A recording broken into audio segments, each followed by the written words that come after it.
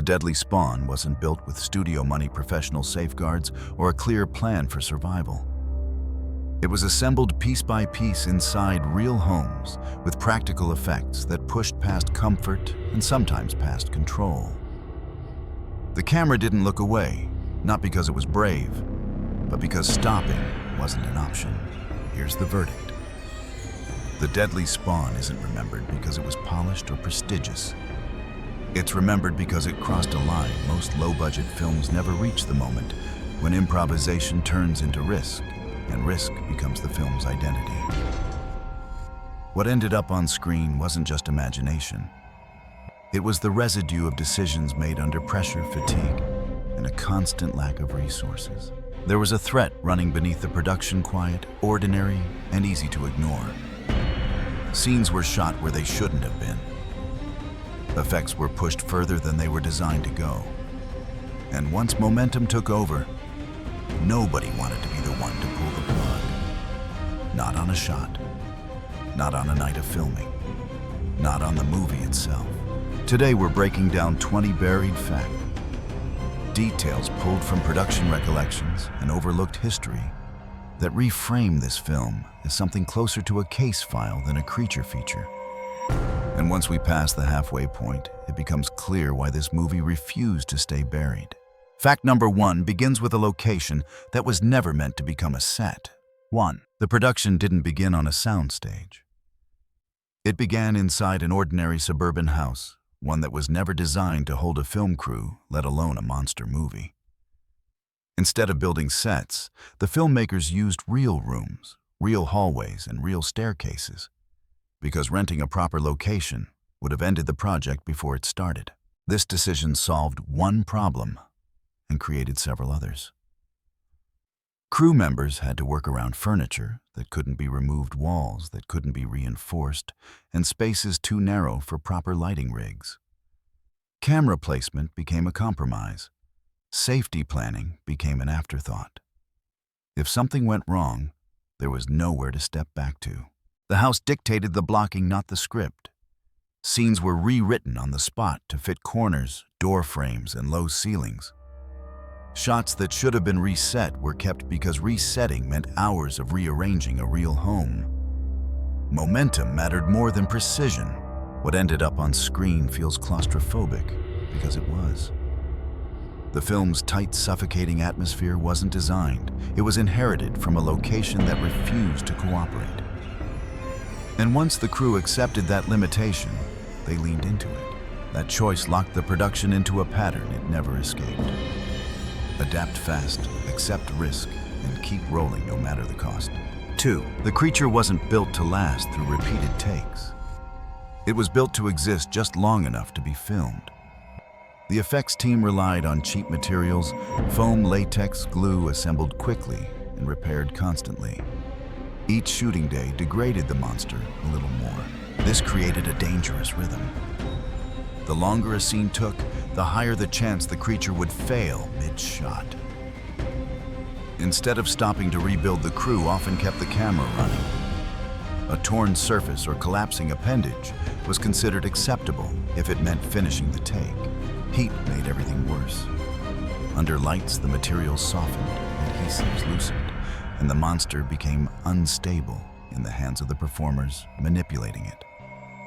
There was no backup version waiting off camera. If this one failed completely, the scene was lost, so shots were rushed. Timing replaced choreography.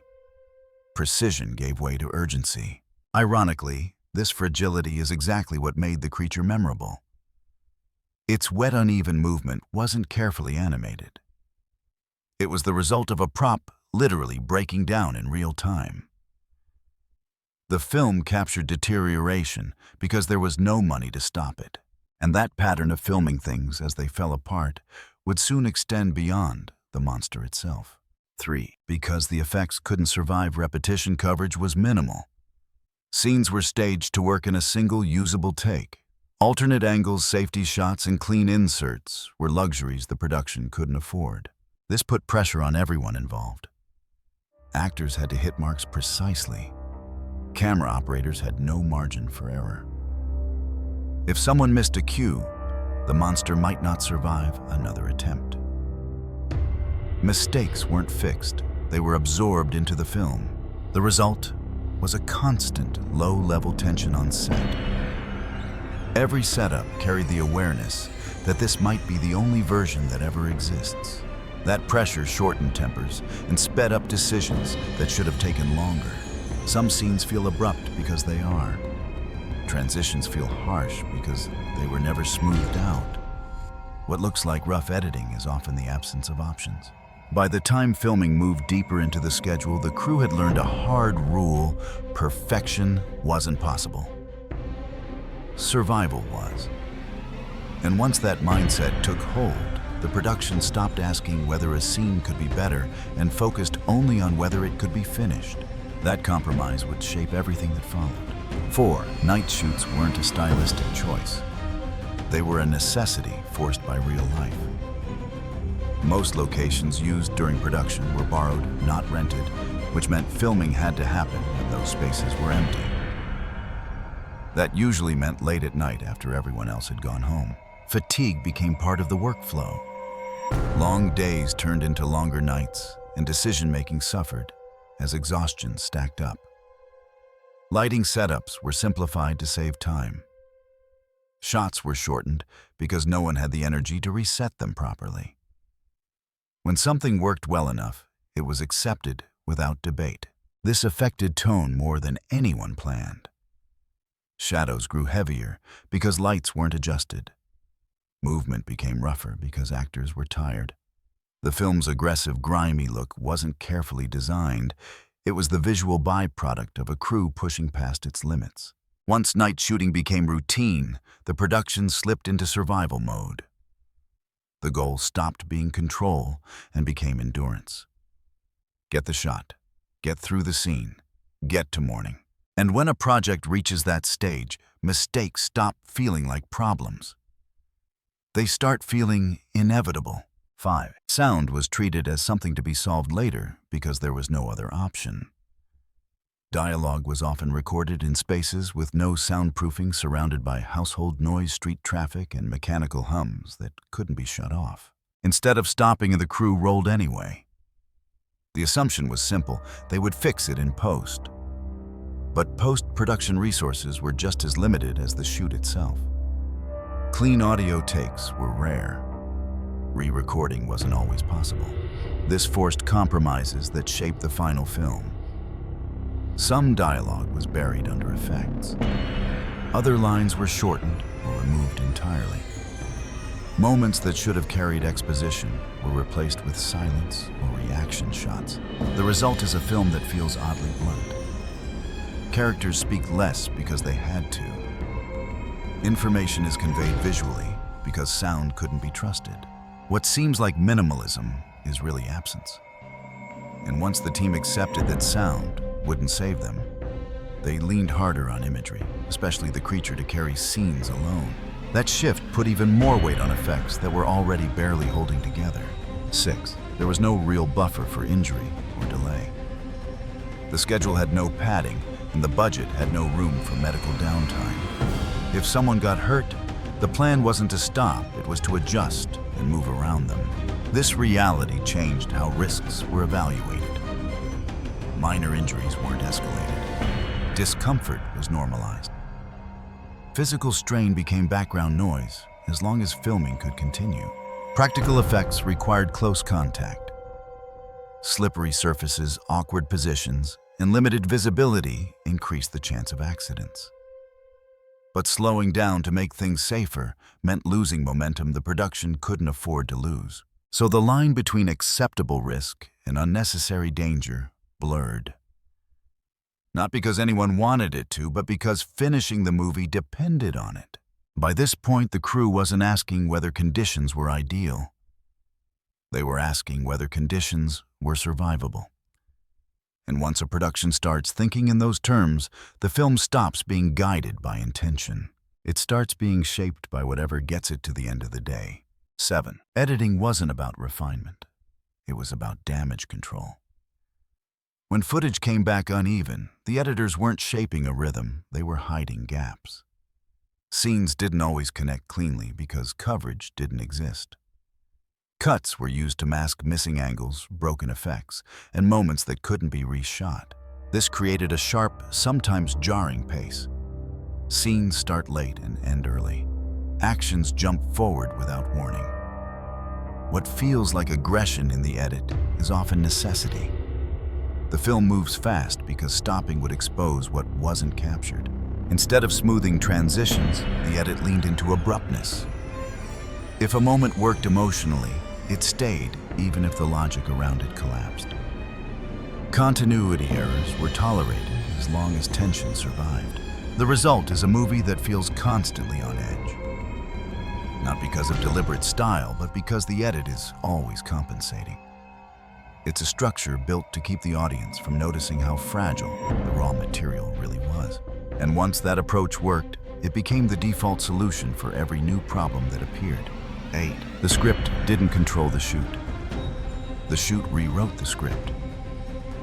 Scenes were shortened, altered, or abandoned based on what could physically be done that night. If a setup took too long, it was cut.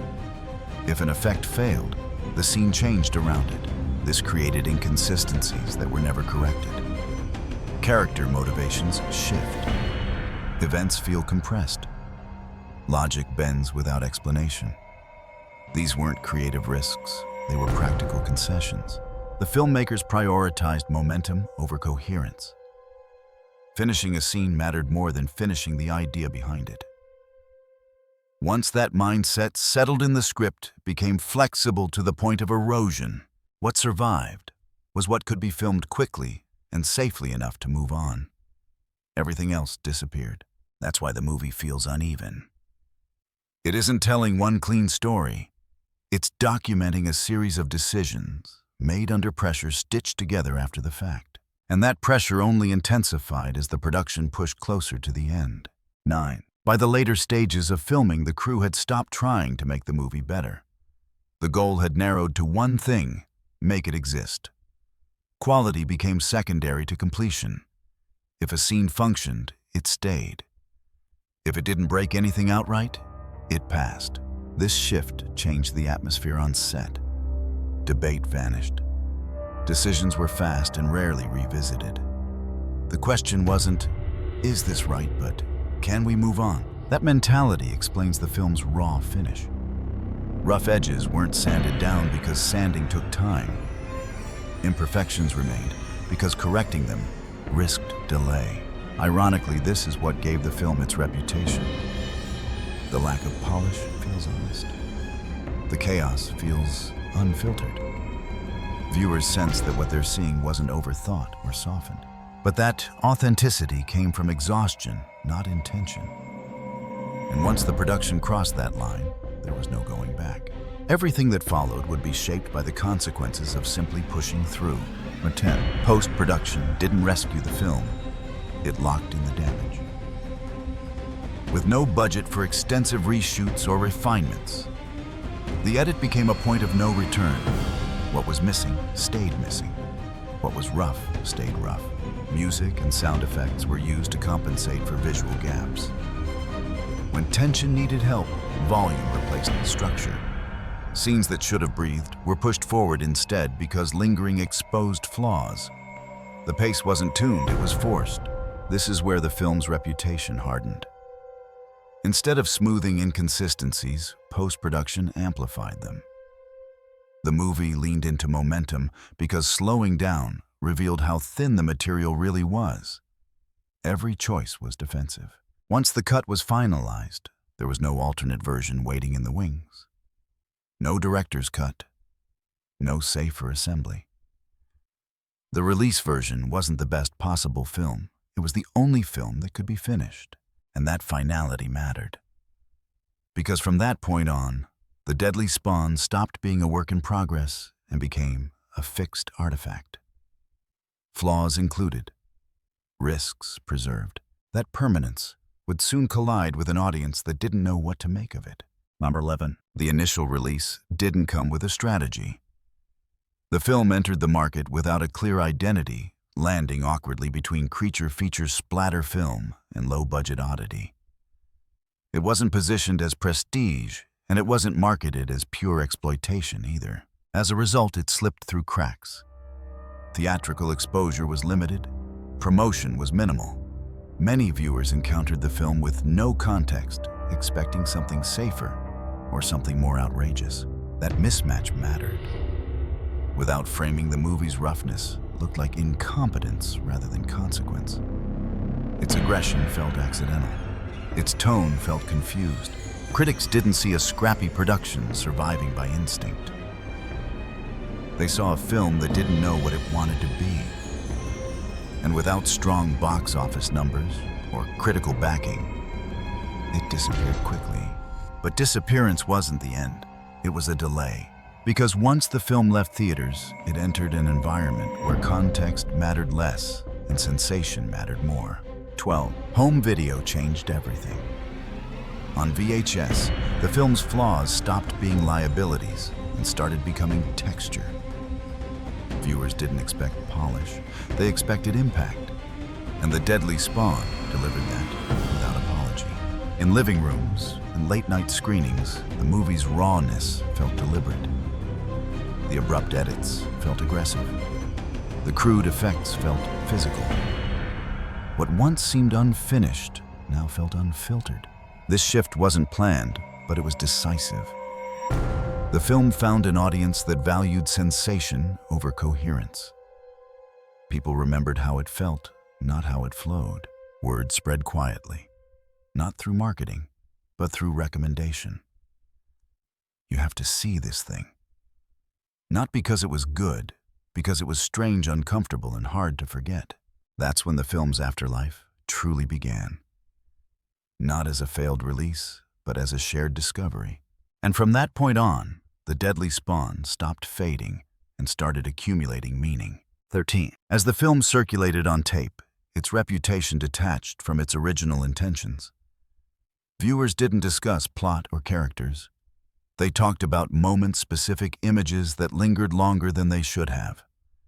The creature emerging, the cramped interiors, the feeling that nothing on screen was protected or softened. This reaction wasn't accidental. The film lacked the distancing effect of polish.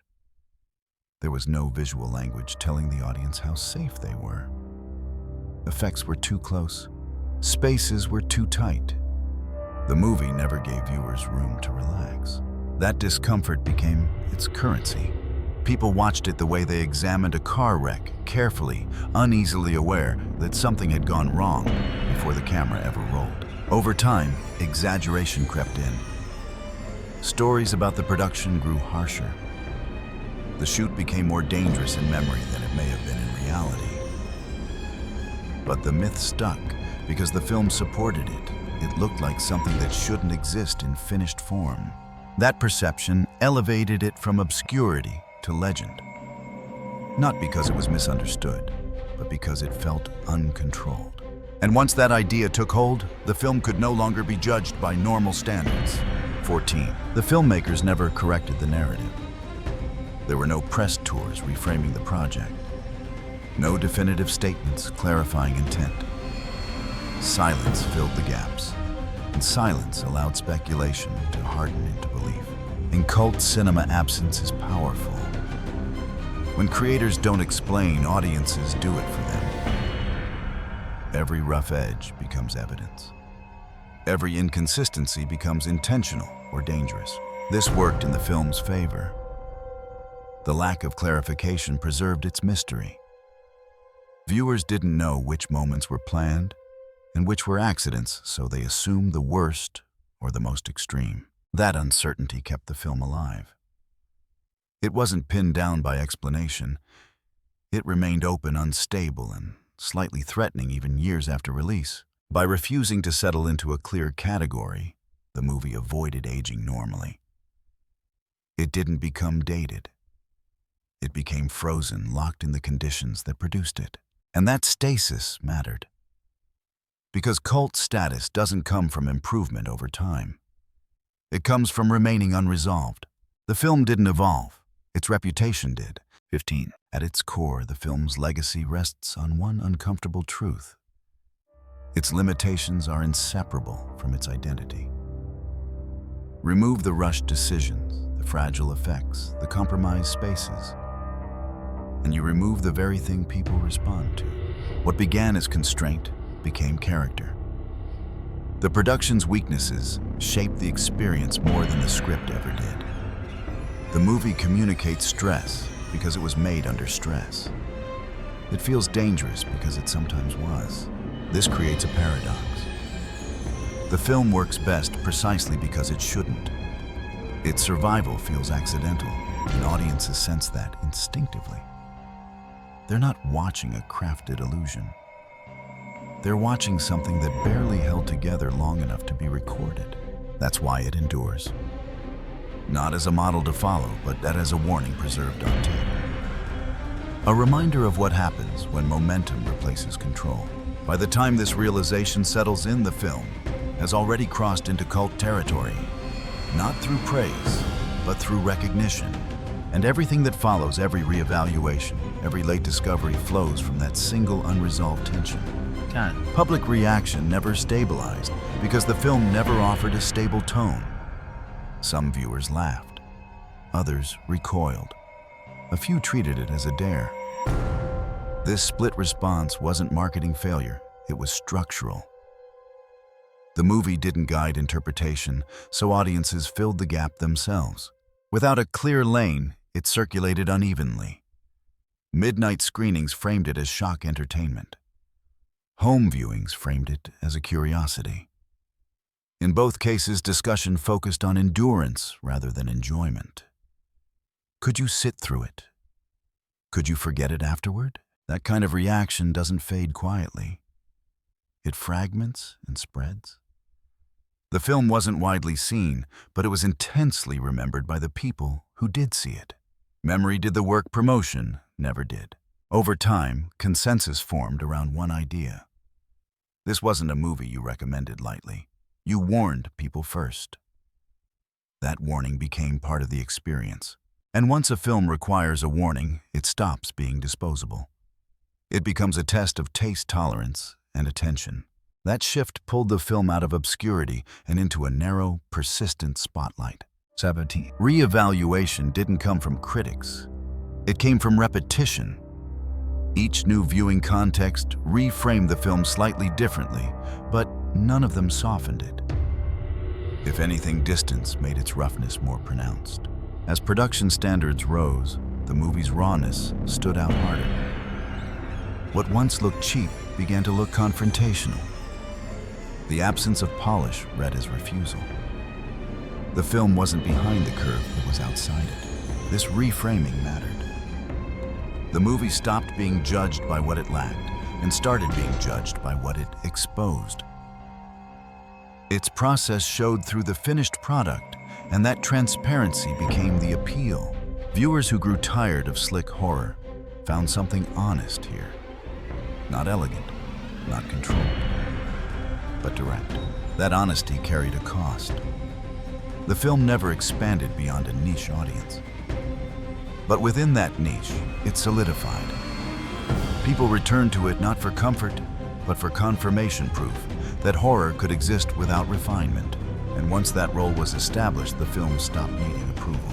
18. By the time the film's reputation settled, it had become resistant to correction. New viewers approached it already primed. They weren't asking whether it was good. They were asking what it would do to them. That expectation shaped every subsequent encounter. The movie functioned less as narrative and more as artifact, a preserved record of conditions, choices, and limits. Its value lay in exposure, not execution. This is why it never graduated into mainstream cult status. It remained abrasive, unaccommodating. It didn't invite nostalgia. It provoked assessment, and that permanence locked its place. The film didn't evolve with taste. Taste evolved around it. Those who connected did so strongly. Those who didn't moved on quickly. What remained was a stable, narrow audience, bound by the same recognition. This film survived by refusing to smooth itself out, and survival in this case was enough to make it endure. 19. The film's final transformation happened quietly. There was no rediscovery campaign, no critical reversal, no official reissue that reframed it as important. Instead, The Deadly Spawn settled into a narrow channel where it could survive without explanation. Collectors treated it as an oddity. Horror fans treated it as a stress test. Filmmakers treated it as a reference point, not for what to copy, but for what happens when limitations are pushed past their breaking point. Its reputation stopped growing outward and started growing inward. Fewer people talked about it, but those who did spoke with certainty. The film didn't invite debate. It demanded a reaction. This is where its cult status stabilized. Not loud, not widespread, but durable. The movie existed as a fixed experience that couldn't be diluted by reinterpretation or nostalgia. You either engaged with it on its terms, or you didn't engage at all. That rigidity protected it. Trends passed, tastes shifted, but the film remained exactly what it had always been: uncompromising, uncomfortable, and resistant to smoothing. In cult cinema, survival doesn't require growth. It requires consistency. And by never changing the film, ensured it would never be absorbed or forgotten. 20. What ultimately preserved the film wasn't affection. It was recognition. Viewers sensed that this wasn't a movie shaped by confidence or excess. It was shaped by pressure. Every flaw pointed back to a real decision made under constraint. That connection matters. Audiences are skilled at detecting artifice. Here there was none to hide behind. The production stress is visible in the frame, audible and in the pacing embedded in the structure. The movie communicates effort more than intention. This is why it remains difficult to dismiss. Even critics who dislike it hesitate to call it empty. There's too much evidence of struggle, too much residue of process. The film doesn't ask to be admired. It asks to be acknowledged as a document of what happens when momentum replaces control and completion becomes the only goals. That acknowledgement is its legacy, not innovation, not influence. Survival. The Deadly Spawn exists because it refused to stop existing. And in the history of low-budget horror, that alone is sometimes enough to make a film endure long after better-made projects have vanished. The cult status of The Deadly Spawn didn't emerge from reevaluation or critical rescue. It formed through attrition. The film outlasted expectations simply by refusing to disappear. While better-funded horror films from the same period faded into obscurity, this one remained available past hand to hand, tape to tape, screening to screening.